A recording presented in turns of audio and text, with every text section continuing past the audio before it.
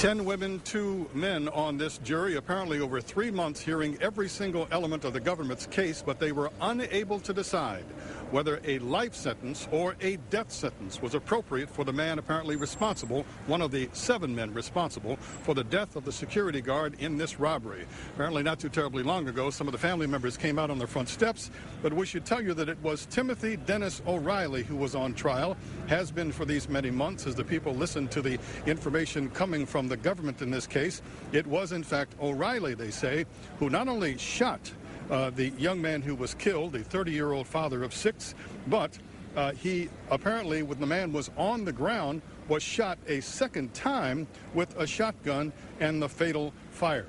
The fatal firing of that shotgun. Now, this was the Dearborn Federal Credit Union that was, in fact, robbed at about 4 o'clock in the morning in December of 2001. There were 7 people on this robbery crew, and yes, they were responsible for killing Norman Anthony Stevens, who was, in fact, the father of 6 in the city of Detroit, who had worked for Guardian Alarm and was, in fact, on that security crew that simply was trying to fill the ATM machine on that fatal early morning hour.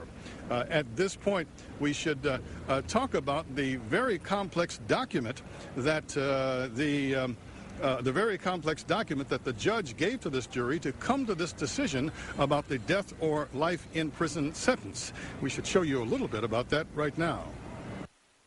It is a 30-page document with no less than 54 questions for the jurors.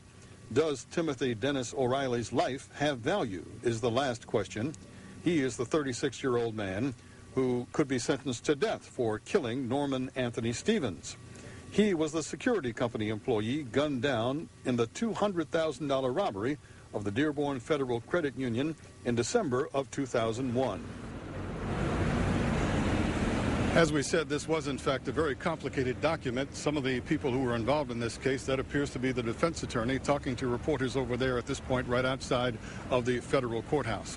And so this was, in fact, a very complicated decision for these folks.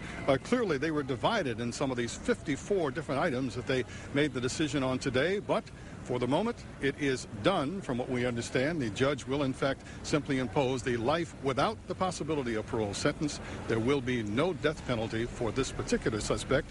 And yes, there are 2 others who could face the death penalty before this entire case is over.